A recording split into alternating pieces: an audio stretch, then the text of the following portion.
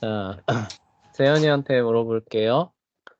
자, 왕정을 폐지한 아테네에서 사회적 갈등이 왜 늘어났으며, 일단 왜 갈등이 늘어났나요? 귀족들이 힘을 장악해 가난한 이들을 지배했습니다. 네, 그쵸. 지배하는 과정에서 어떤 일이 일어났어요? 네? 네, 지배하는 과정 가운데서 갈등을 늘린 핵심적인 요인이 하나 있었거든요. 그게 뭐였죠? 귀족들의 지배요.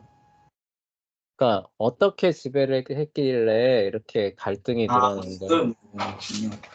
네, 그게 사실 핵심이죠. 그래서 제가 이게 뭔 소리인지를 몰라가지고. 네, 여기 보시면은 그 아, 귀족들이 네, 그거 토지를 빌려주고 이 그렇죠. 빚이 그 네, 값을 받는데 너무 많이 했어요. 맞아요. 예, 토지의 대부분을 소유한 귀족계층이 받은 가혹한 소장료죠. 그렇죠? 그래서 예, 빚에 허덕이다가 노예가 되는 농민들을 만들어내는데 이게 주요한 갈등의 원인이 됐던 거예요. 그렇죠? 네. 그래서 왜 사회적 갈등이 늘어나느냐? 소장료죠. 그렇죠? 네. 소장료로 노예가 되는 그렇죠? 일들 때문에 갈등이 일어난 겁니다. 자, 그 갈등을 조정하려고 했던 사람 누구였어요, 재현아? 어, 슬론이요. 솔론이었죠, 그쵸? 네. 그 내용들은 여러분들이 복습하시면 될 것 같아요. 자, 그 조정하려고 했는데, 자, 결국 어떻게 됐어요? 네. 그렇게 아, 조정하려고 했는데, 결론은 어떻게 났어요? 그 참주정으로 바뀌었어요. 네, 맞아요. 페이시스트라토스죠, 그쵸? 네, 참주를 세워서 귀족들의 재산을 몰수하는, 그쵸? 네, 참주정으로의 변화로 진행이 됩니다. 자, 아테네, 미네어, 오백인 의회는 각각 어떤 일을 했으며, 자, 일단 민회는 어떤 일을 했고, 오백인 의회는 어떤 일을 했나요, 서연아? 네, 서연이 음소거 풀고, 네, 아테네 민회에서는 어떤 일을 했나요? 민회에서는 법 제정, 네, 사건의 심리, 네, 장군의 선출 등을 결정했어요. 네, 잘했습니다. 그쵸? 네, 사건 심리, 장군 선출.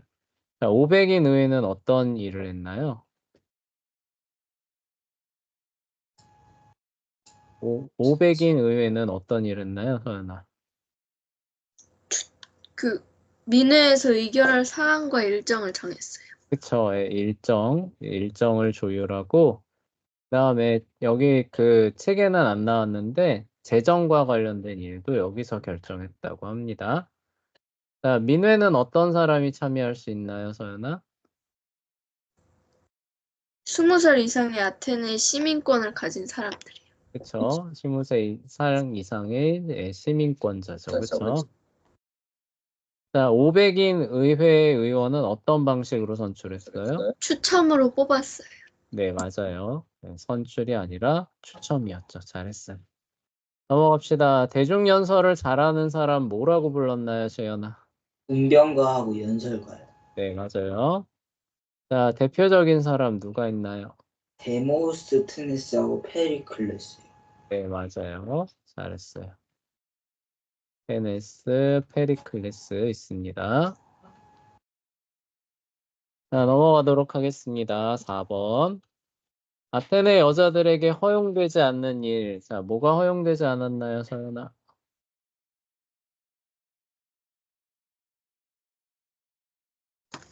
네, 서연이. 뭐가 허용되지 않았나요? 재산을 소유하거나 소송을 제기할 수 없었어요. 네, 맞아요. 자, 그리고 또 하나 있었죠. 그쵸? 뭔가요? 자, 평상시에 외출하면 돼요? 안 돼요? 안 돼요. 안 되죠. 그쵸? 네, 그래서 신전에 가거나 극장 가는 거 외에는 안 합니다. 누군가 시민의 자유를 위협한다. 그러면 그런 판단이 들면 어떻게 했어요, 서연아? 서연아. 네, 서연이 4번, 네, 마무리해야죠. 표, 네. 10년 동안 추방하는 안건을 민회에 올려가지고 표결에 붙였어요. 네, 맞아요. 그쵸? 네, 표결로 추방하는 거죠. 그쵸? 네. 잘했습니다. 자, 5번 가봅시다. 자, 아테네 교육의 목표. 자, 재현아, 그 목표가 뭐예요? 전인 교육이고, 네, 맞아요. 그쵸? 네, 맞아요. 전방위적인, 그쵸? 네, 교육을 지향을 했죠. 자, 어떤 활동을 통해서 목표를 이루려고 그랬어요? 체육과 토론. 네, 체육과 토론이 아니라 뭘까요? 음악이에요, 음악. 네, 그쵸? 그리고 체육과 음악 활동을 기본으로 하는 과정 가운데서 다 토론. 들어가는 거죠. 그쵸? 네, 토론도 들어가고, 뭐, 연극도 들어가고, 뭐, 이런 거 다 들어가는 거예요. 자, 스파르타를 다스린 최고 권력자 서연아 누군가요? 왕이요. 왕이죠. 왕 몇 명이에요? 2명이에요. 2명이. 스파르타는. 네, 왕 2명입니다. 실질적으로 권한 행사한 사람 누구예요? 5명의 최고 행정관. 네, 그쵸. 행정관이죠. 네, 5명입니다. 자, 그리고 넘어가 봅시다. 스파르타 사람들은 무역을 왜 억제했나요, 재현아? 사람들의 마음이 그것을 보고 변할까 봐요. 네, 그쵸. 마음이 부패한다는 거죠. 그쵸? 왜 마음이 부패해요? 무역을 하면? 아니, 왜 나만 이런 혹독한 생각? 네, 그쵸. 네, 그러니까 그게 뭐예요? 부유해지면은 어떻게 된다는 거예요? 네, 그쵸. 부여지면 사람의 마음이 풀리는. 네, 그쵸. 나태해지는 거죠. 그쵸? 네, 네, 그러면은 마음이 부패해지고, 그리고 아까 말한 것처럼, 그쵸? 네, 혹독한 훈련 어떻게 돼요? 싫어. 네, 그쵸. 싫어하게 되겠죠. 그쵸? 그래서 무역을 억제하게 됩니다. 자, 그럼 억제책 중에 하나로 이런 방법을 썼습니다. 어떤 방법 썼나요? 납을 화폐로 하여서 들고 다니기 힘들게 하였어. 그렇죠. 예, 납동전을 만들었죠. 그렇죠? 예, 그래서 무역을 억제합니다. 자, 스파르타에서는 허약하거나 장애가 있는 아이들 어떻게 됐나요, 서연아? 언덕이나 산에 버려져 죽거나 지나가던 사람에게 주어져서 노예가 되었어요. 네, 그렇죠. 예, 산에 버려집니다. 자, 넘어갑시다. 자, 9번. 자, 스파르타 사람들이 전사가 되기 위해 받는 훈련 뭐였나요, 재현아? 조용히 맞으면서 또 추운 겨울 동안 네. 얇은 소금만 걸치고 내동댕이 저기지고 맛이 없다고 하는 블랙스프를 먹었어요. 네, 그치. 그쵸. 예. 그래서 대부분 뭐예요? 참는 거죠. 그쵸? 네. 네, 맛없는 음식 참기. 네, 그래서 그 결론적으로 뭐냐면은 고통을 그쵸? 참고 인내하는 그런 훈련을 받습니다. 자, 스파르타와 두각을 나타낸 분야와 별로 두각을 나타내지 못한 분야. 서연아, 뭔가요? 두각을 나타낸 분야는 당연히 뭐겠어요? 전사로서의 네, 분야에, 그러니까 그쵸. 전투의 두각은 나타냈지만 네, 군사 예술이나 분야에서. 문학 또는 건축 같은 분야에서는 두각을 나타내지 못했습니다. 네, 맞습니다. 이런 부분에서는 두각을 나타내지 못합니다. 자, 재현아, 코린토스의 위치는 어딘가요? 그리스 본토와 펠로네소스 아닌데 네, 맞아요. 반도가 많다. 펠로폰네소스 반도예요. 그쵸? 펠로폰네소스 펠로폰네소스 반도 중간 교차점이죠. 그쵸? 맞나? 네, 맞아요. 네. 이들의 주요 수입원은 무엇이었나요? 이거 뭘까요? 이거 안 적혀있는데. 수입원 못 봤어요? 여기 뒤에 보시면은 네, 나와요. 안 나오지 않습니다. 자, 여기 보시면은 자, 선박이 드나들어서 도시 사람들은 뭐예요? 선박을 건조하고 화물을 운송해 주는 일을 주업으로 삼았다라고 나오죠. 그렇죠? 네, 그래서 답은 뭐냐면은 자, 선박 건조 화물 운송이에요. 그쵸? 물류의 그쵸? 네, 중심 기지, 중간 기지였다라고 보시면 됩니다. 자, 12번 가봅시다. 이오니아 식민지의 위치는 어디이며? 자, 일단 서연아, 어딘가요? 이오니아 식민지의 위치는 어디인가요? 소아시아의 해변 도시. 네, 맞아요. 소아시아 해변가죠. 그쵸? 자, 그곳 사람들은 말을 기록하기 위해 어떤 문자를 차용했나요? 페니키아 알파벳이. 네, 맞아요. 페니키아 알파벳이죠. 그리고 이게 우리가 알고 있는 그 알파벳으로 이제 발전을 하게 됩니다. 자, 잘했고요. 그 다음에 이제 13장으로 넘어가 봅시다. 자, 드디어 그 유명한 페르시아 전쟁으로 넘어가게 돼요. 페르시아 전쟁 들어봤어요? 아니요. 네, 페르시아하고 이 고대 그리스 국가하고 이제 전쟁이 벌어지는 건데 이게 문명사적으로는 어떤 의미가 있냐면요. 두 문명과 문명이 정면으로 부딪힌 그런 의미가 있는 거예요. 그러니까 페르시아는 어느 문명을 이제 대변하게 돼요? 동양 문명을 전제 군주를 뭐라고 해야 되나 아이콘? 뭐라고 해야 돼? 하여튼 전제 군주제를 핵심으로 삼는 그 동양 문명을 대변하는 게 페르시아고 고대 그리스는 이제 아테네를 중심으로 해서 뭘 대변해요? 서양 문명, 시민의 자유, 그쵸? 그러니까 아, 뭐 그렇게까지 말하기엔 조금 그 무리가 있긴 하지만 어쨌든 현대 시각으로 봤을 때 이때 만약에 페르시아가 이겨서 그리스를 점령을 했다. 그러면은 우리가 알고 있는 민주정, 자유 사상에 대한 그런 부분들이 서구 문명이라고 하는데 과연 뿌리를 내릴 수 있었겠느냐라고 했을 때 이제 후대 역사가들이 어떻게 평가한다는 거예요? 어려웠을 것 같다라고 보는 거예요. 왜냐면은 이렇게 되면 어떻게 되는 거예요? 페르시아의 문화와 문명이 그리스를 거쳐서 어디로 들어가는 거예요?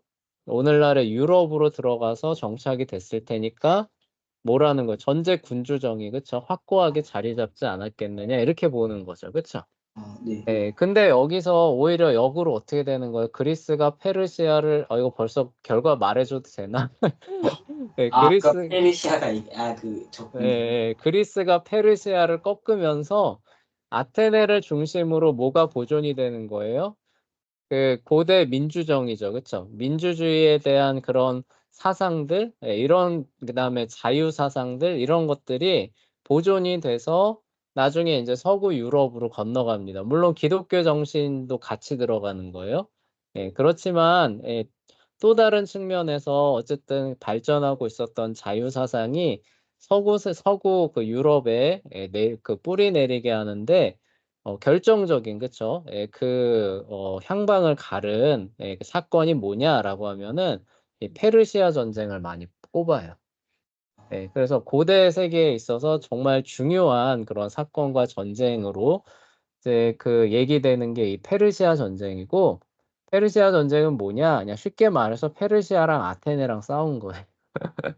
물론 스파르타. 스파르타도 싸워요. 싸우는데 더 그 주인공 둘 중에 누가 더 주인공이냐라고 하냐면은 아테네가 더 주인공이에요. 근데 스파르타 조금만 가도 그냥 쓸어버릴 것 같은데. 아니 그렇지는 않은데 왜 그런지는 이제 요 페르시아 전쟁을 이제 그 이야기를 하다 보면은 여러분들이 이해가 될 거예요. 실제로 페르시아가 그 타겟으로 삼은 그 주적이라고 해야 되나? 주적이 아테네예요. 스파르타보다는 아테네입니다. 그게 왜인지 이제 여기 설명이 될 거예요. 볼게요. 페르시아 전쟁은 크게 두 개로 나눌 수 있습니다. 1차 페르시아 전쟁이 있고 2차 페르시아 전쟁이 있는데 자, 1차 페르시아 전쟁은 이렇게 시작이 됩니다. 일단 페르시아 군대가 이제 리디아를 무너뜨리고 리디아가 곧 소아시아에 번성하는 국가였잖아요. 그쵸? 네.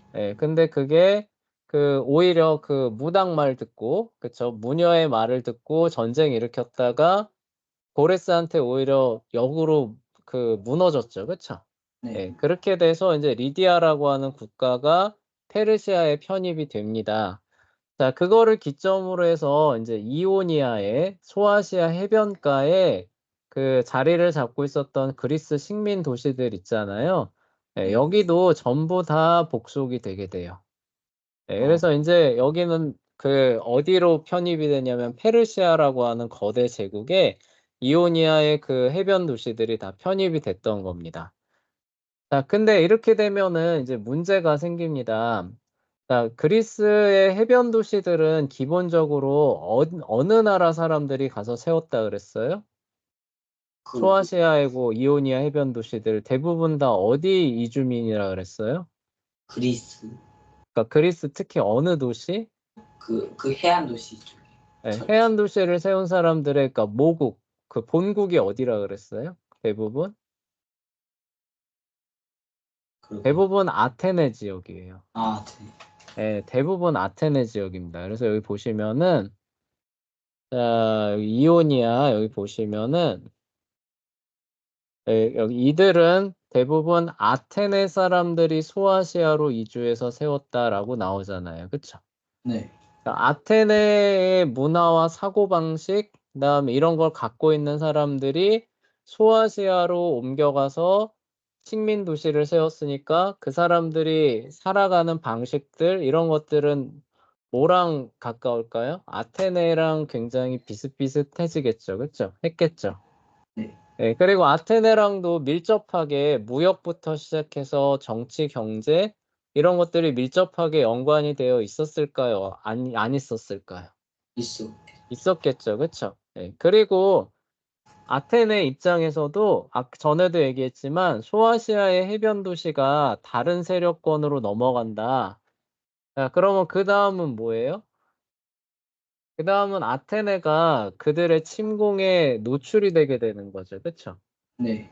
네, 이런 또 그 지정학적인 요인들이 있습니다. 그래서 오늘날에도 미국이 일본을 중시하죠. 그쵸? 네. 왜 중시하는지 알아요? 아니요. 일본이 만약에 다른 세력으로 넘어간다. 그러면 태평양 건너면 뭐가 나와요? 미국. 미국 본토 나오죠. 그쵸? 네. 근데 일본이 미국의 세력 안으로 딱 자리를 잡고 있으면은 일단 일본 거쳐서 미국 가야 되니까 네. 본토는 어떻게 돼요? 안전하죠. 그쵸? 네. 그래서 미국이 일본을 그렇게 중시하는 겁니다. 어, 예, 그러니까 그게 마찬가지 요인이 되는 거예요. 이오니아의 해변 도시들이 아테네 이주민이니까 아테네랑 굉장히 잘 교류하면서 무역도 많이 하고 뭐 이런 상태로 남아 있으면은 아테네는 에게해를 건너오는 외부 침공 세력을 걱정할 필요가 있어요, 없어요? 없죠. 없죠. 근데 그 해안 도시들이 다른 세력에 넘어갔다. 그러면은 이제 아테네라는 도시가 뭐예요? 위- 예, 바다를 건너오는 외부 침공에 직접 노출되게 되는 결과가 생기는 거예요. 예, 그런 이제 그 역학 관계가 있는데, 여기가 페르시아 제국이 이제 크게 융성하면서, 어, 전체가 다 페르시아 제국의 이제 속국이 되어버리는 겁니다. 어, 네, 근데 한동안은 문제가 없어요. 왜냐면은 페르시아 제국이 서쪽으로 가는 게 아니라 그 고레스의 그 원정 경로를 봐도 알겠지만 다시 어디로 가요? 동쪽으로 갔다가, 그쵸? 네. 그래서 저기 뭐 인도 부근까지 갔다가 바빌로니아 함락시키고 그 다음에 또 어디로 가요? 이집트 또 점령하느라 정신 없잖아요. 그쵸? 네. 예, 그리고 이제 또 중간에 한번 뭐 다리우스가 집권하는 그런 일도 있으니까 지금 정신이 없어요. 네.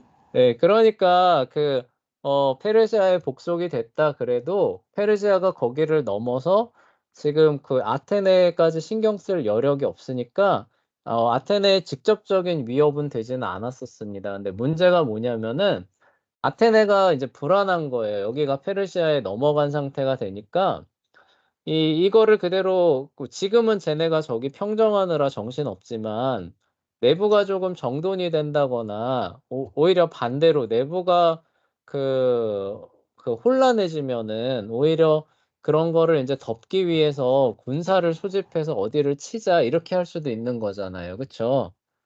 근데 어딜 치겠어요, 그렇게 되면. 그리스. 네, 그리스 쪽으로 올 확률이 높잖아요. 네, 그러니까 아테네 입장에서는 이쪽이 페르시아에 복속된 게 굉장히 이제 신경이 쓰이는 겁니다.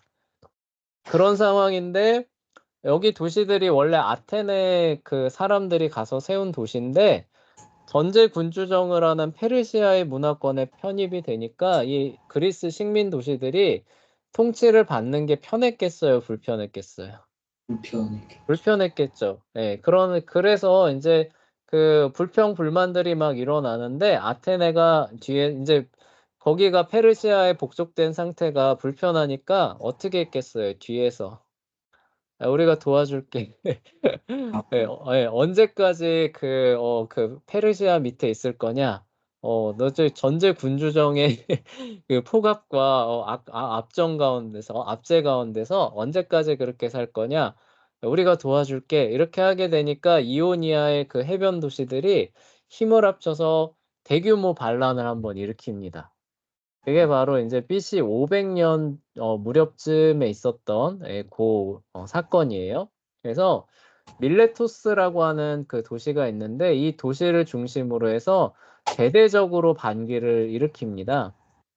그래서 이게 아테네가 그 군사도 보내주고 뭐 물자도 보내주고 도와줘서 가능했던 거예요. 그래서 그거를 믿고 밀레토스가 그 군사를 이 리디아의 그 중심 도시인 이제 사르데이스라고 하는 데 있거든요. 거기로 진군을 해서 그 도시를 싹 다 불태울 정도로 그 반란을 굉장히 크게 일으켰어요. 예. 그냥 이렇게 뭐 소소하게 그냥 이게 아니라 싹 다 결집해 가지고 이 거의 이런 거라고 생각하시면 우리에 맞게 얘기를 든다면은 저기 뭐 우리 해안가 도시들 뭐가 있을까요? 뭐 강릉이나 원주 뭐 이런 데가 "나 더 이상 못 살겠다."라고 해서 그냥 거기서 반란 일으킨 게 아니라 갑자기 군사를 이끌고 그 태백산맥을 넘어와서 그게 네. 무슨 얘기인지 알겠죠? 그쵸? 뭐 분당이나 뭐 이런 데를 싹 다 불질러 버리는 거예요. 자 아, 그러면은 페르시아 입장에서는 이거를 가만히 둘 수 있을까요? 없을까요? 그것도 없겠죠. 예. 그래서 이거를 진압하는 군사를 일으킵니다. 그래서 인제 이오니아는 아테네의 도움을 받아서 페르시아와 싸웠다. 인제 이 얘기예요. 네. 그렇지만 이 전투에서 페르시아가 승리를 하게 됩니다. 그리고 다리우스 그때가 인제 다리우스 치하인데 그래서 밀레토스라고 하는 도시가 불태워지는 것으로 반란이 마무리가 되는 거예요. 네. 반란은 마무리됐지만 인제 그 다리우스가 가만히 생각해 보니까 이거 뒤에서 아테네가 이렇게 사주하고 도와주지 않았다면은 '이런 식으로 대규모 반란이 일어날 수 있었을까?'라고 생각해 보니까 그렇다는 거예요, 안 그렇다는 거예요? 안 그렇. 안 그렇다는 거죠. 그리고 저 뒤에 아테네 계속 저렇게 건재하고 있으니까 이 얘기는 뭐예요? 언제라도 다시 지금 밀레토스는 불태웠지만 그쵸? 언제라도 다시 이오니아의 이 도시들을 꼬드겨서 네. 그쵸? '반란을 일으킬 거 아니냐.'라는 결론은 바보가 아닌 한 알 수 있겠죠. 그쵸? 네. 예. 그래 선생님이 왜 그럴 수밖에 없는지 아까 얘기했잖아요. 그쵸? 이오니아의 도시가 딴 데로 넘어가면 그다음은 아테네 본토잖아요. 그쵸? 네. 예. 일본이 다른 세력에 넘어가면 그다음은 뭐예요? 캘리포니아죠. 그쵸?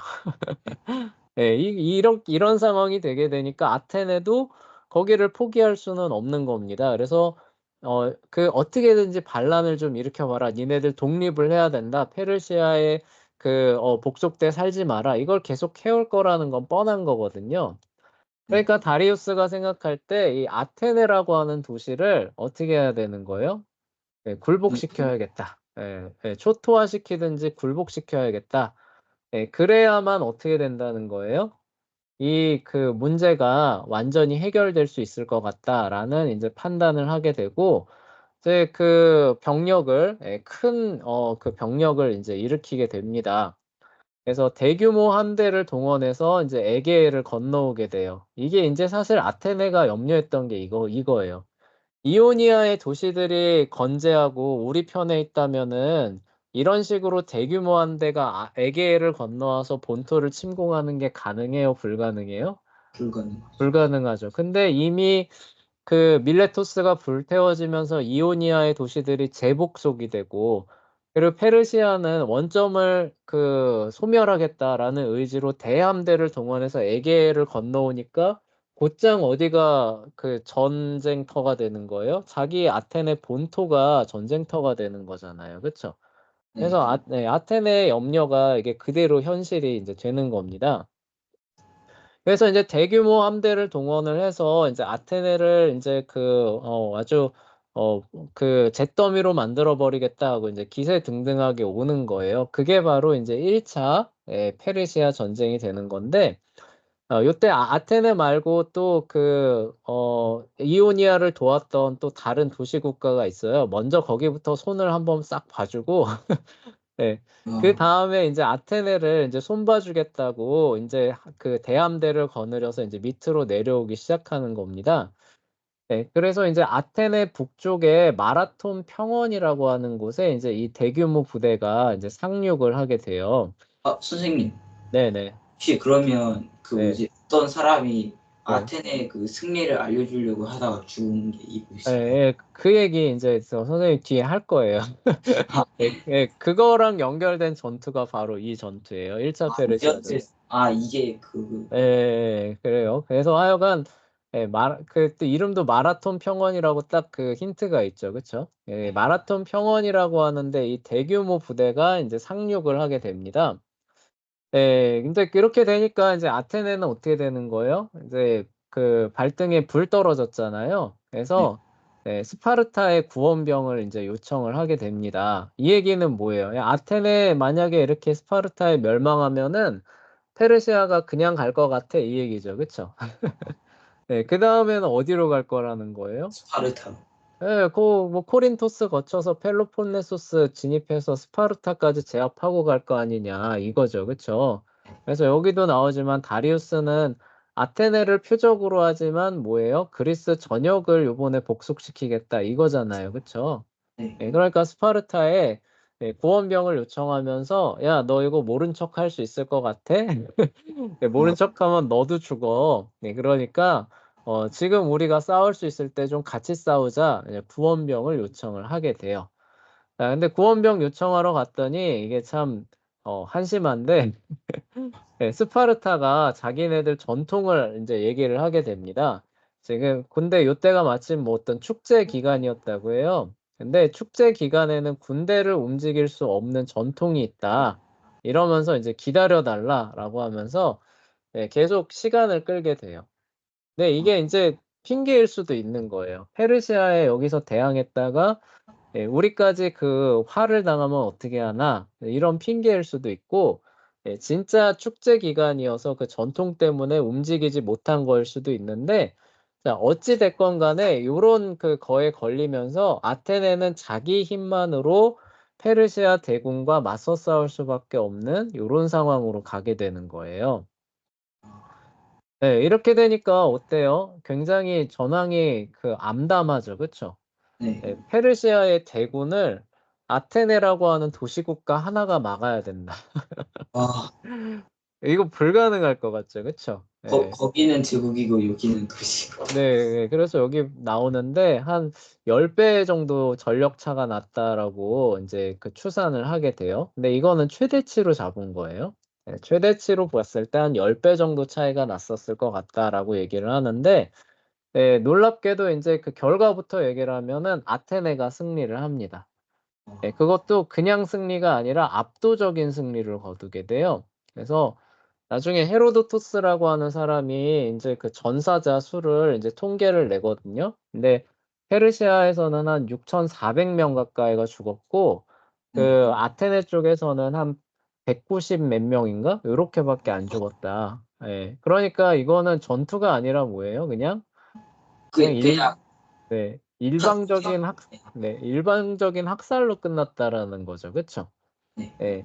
그럼 이게 왜 이렇게 진행됐는지를 우리가 좀 이해를 해야 되는데, 일단 첫 번째 원인은 페르시아가 대군이기는 하지만 아테네처럼 이런 어떤 그 뭐라고 해야 되나 동질성을 지닌 그런 대국은 아니었겠죠, 그렇죠? 예, 제국 전역에서 이렇게 징발을 해올 거 아니에요, 그렇죠? 네. 예, 그러니까 여기는 우리 고국을 지켜야 된다 이런 의식 같은 게 있을까요, 없을까요? 없죠. 없어요. 그냥 왕이 싸우라고 가니까 가서 싸우는 것뿐이에요, 그렇죠? 네. 네, 그러니까 여기는 그냥 뭐 왕이 하라고 하니까 하는 거고 아테네는 어때요? 그냥 무조건 지켜야 돼. 그게 아니라 이거는 우리 도시 전체가 지금 멸절하게 생긴 그런 상황이잖아요. 그쵸? 예. 네. 근데 아테네라고 하는 도시 자체가 어때요? 얼마 전에 민주 정치로 바뀌었잖아요. 그쵸? 네. 예. 그러면서 그런 어떤 자유를 수호하려는 그런 어떤 사람들의 그 정신들이 막 이렇게 불타고 있는데 그냥 한마디로 뭐 그냥 뭐 가서 왕이 싸우라니까 싸우지. 네. 그쵸? 예. 그렇게 해서 둘이 붙으니까 전력이 압도적으로 목숨 걸고 싸우는 쪽이 강했다. 예. 그래서 인제 이렇게 이겼다라고 해석하는 사람도 있고 뭐 아주 틀린 얘기는 아닐 거예요. 그쵸? 그래서 기본적으로 전쟁에 임하는 자세 자체가 달랐다. 네, 요런 부분들 볼 수 있는데 그래서 실제로 페르시아도 여기 전쟁에 적극적으로 임하지 않았던 그런 부분 중에 하나가 아테네 북쪽의 마라톤 평원에 군대를 상륙시켰다는 거예요. 예. 직접 아테네로 안 들어가고 한참 떨어져 있거든요. 그래서 네. 거의 42.195 얘기하잖아요. 그쵸? 그래서 네. 한 42km 가까이 떨어져 있는 산길 따라서 왜 마라톤 평원에 인제 상륙을 시켰느냐. 이런 부분들이 인제 의문으로 남는 거예요. 그래서 지금도 정확한 원인은 모르는데 인제 제시되는 인제 설명 중에 하나가 페이시스트라토스가 최근에 사실 축출됐잖아요. 그쵸? 네. 클레이테네스가 스파르타의 도움을 얻어서 쫓아내고 민주정 확립하잖아요. 그쵸? 네. 그게 얼마 안 돼요. BC 500년대에 있었던 일이에요. 근데 그게 확립된 지 얼마 안 돼서 지금 페르시아가 쳐들어온 거거든요. 그러니까 페르시아 입장에서는 뭐예요? 여전히 참주정을 지지하는 사람들이 남아 있기 때문에 대병력이 쳐들어온다라고 하면은 여기에 맞서서 결사적으로 싸울 수 있는 그런 군대가 일어나기보다는 어떨 거라고 본 거예요? 자기들끼리 치고받고 싸우면서 지지부진해지고 그쵸? 예, 네. 그러면 우리는 어떻게 해요? 내려가서 거기를 접수하는? 예, 그래서 아테네한테 겁주기 딱 좋은 장소라는 거예요. 실제 싸우지 않고도 항복을 받아낼 수 있을 만한 예, 고런 장소에다가 상륙을 했다는 겁니다. 무슨 얘기인지 알겠죠? 그쵸? "너 항복 안 해? 그러면 내가 내려가서 너 때려 줄 거야." 예. 그리고 거기다 인제 이렇게 되면은 인제 참주정을 지지하는 사람들이 막 들고 일어나서 자기네들을 맞으러 올 것이라고 그러니까 싸움 없이 좀 이겨 보려고 하는 고런 장소에다가 상륙을 했는데 이게 웬걸 아테네 사람들은 어때요?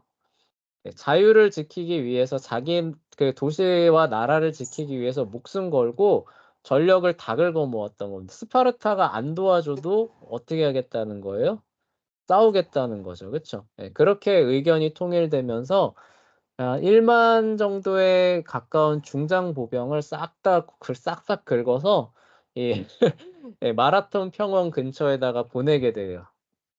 그래서 둘이 인제 싸우게 되는데 그래도 아테네가 불리한 거는 사실이에요. 왜냐면은 우리가 저번에 얘기했지만 중장보병의 최대 단점이 뭐라 그랬어요? 정면으로 하는 거는 강하지만 얘네들이 뒤에서 좌우 측면이나 방향 전환은 잘 돼요? 안 돼요?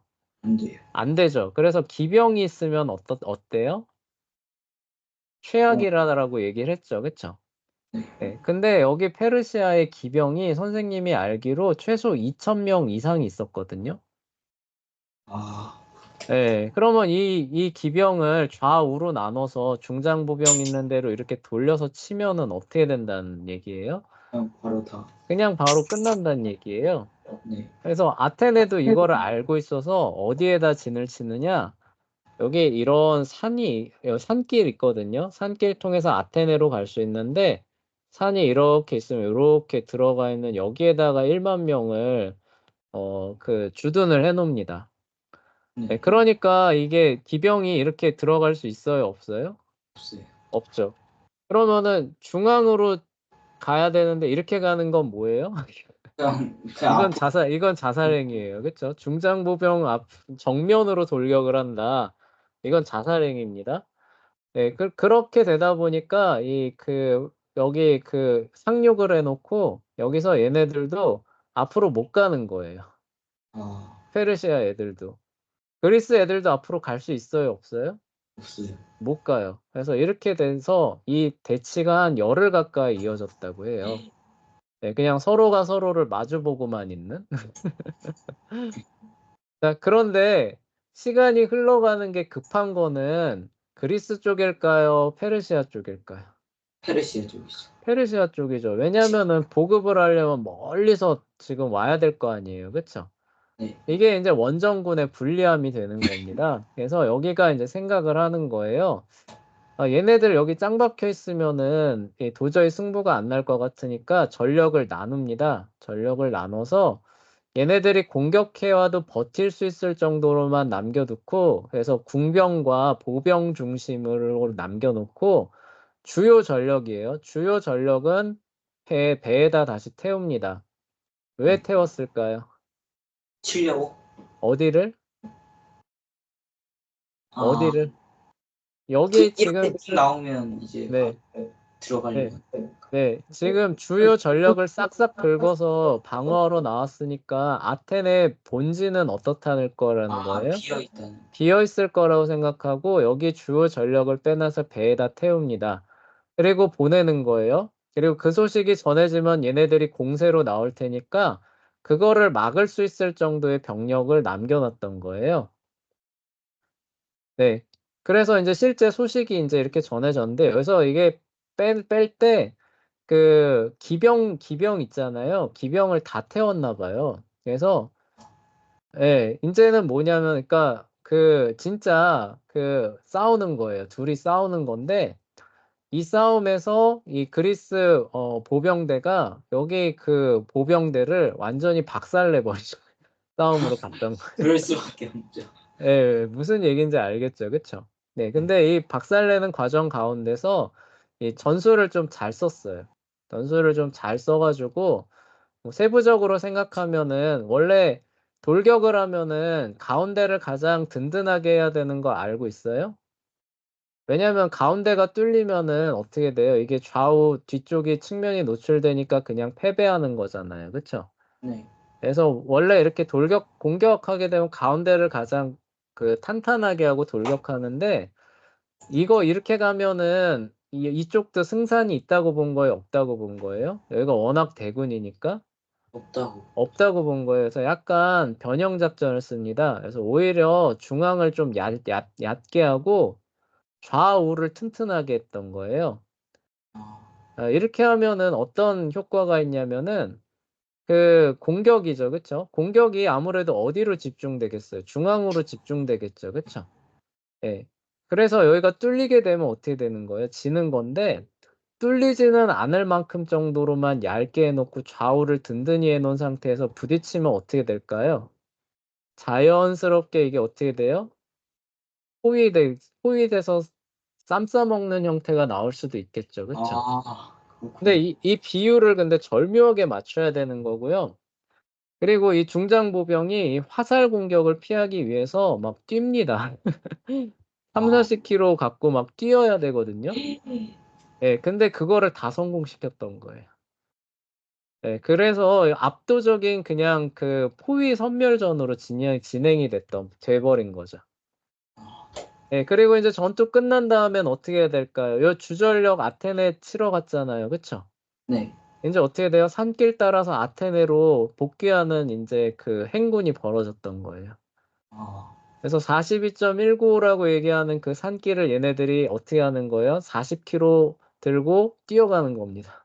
아, 뛰어갔어요? 네, 뛰어가는 거예요. 얘네들은 해변길로 돌아오기 때문에 한 며칠 걸리거든요. 그러니까 연락에 뛰어가면은 그 전투를 치르는 기간을 만회하고도 돌아갈 수가 있는 거예요.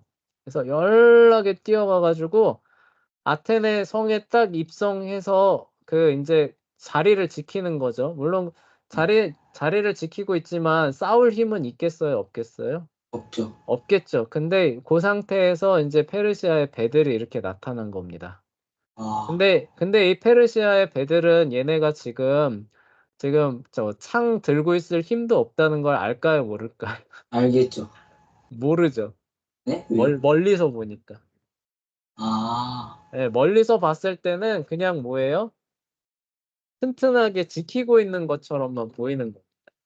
아, 그러니까 얘네가 와서 보니까 뭐예요? 아, 이거 여기 다 완전 박살났겠다. 그쵸? 네. 예, 남겨둔 애들 완전히 박살났구나.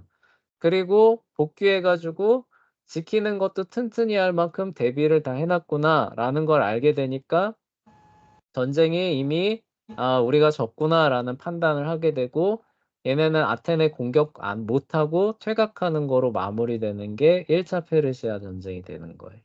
아, 예, 그렇게 해서 압도적으로 이겼던 거예요. 그러니까 하여간 이런 많은 요인들이 있는데 이런 요인들이 진행되는 데 있어서 중요한 멘탈이죠. 예, 그 어떤 정신이나 사고에 있어서 중요한 역할을 했던 거는 끝날 거예요. 예, 시민들이 자유 통치죠. 그쵸? 자유민주정을 확고하게 우리가 수호해야 된다. 이게 없었다면은 사실 이렇게까지는 못 갔을 겁니다. 근데 어쨌든 그런 게 있었고, 그리고 이제 전술과 전략도 잘 썼고, 페르시아가 아니했던 부분들도 있고, 그런 것들이 다 합쳐지면서, 그냥 일방적인 승리로 끝났던 게 1차 페르시아 전쟁이 그럼, 됩니다. 근데 네. 그럼 그 사람이 막 41점 몇 킬로 달려서 그건 언제 나와요? 그게 그 후대에 만들어진 전승이라고들 얘기를 해요. 그러니까 아, 부대 전체가 뛰어왔잖아요. 그쵸? 네. 부대 전체가 뛰어온 건데, 그거를 이제 사람들이 만들어내기를 이제 한 사람을 그렇게 보내서 미리 알렸다. 그렇게들 얘기를 한다고 합니다. 근데 와가지고 죽었다는데요. 그러니까 그 후대에 전해진 그냥 이야기다라고들 얘기해요. 네, 그렇게 얘기하기도 하고 그냥 실제로 사실 먼저 보내기도 했다 이렇게도 얘기하긴 하는데 역사가들은 대체로 그냥 다 같이 뛰어갔기 때문에 그런 전승은 그냥 만들어진 이야기일 것이다 이렇게들 얘기들 합니다. 네, 그래요. 시간이 좀 많이 지나서 오늘 여기까지 마무리할게요.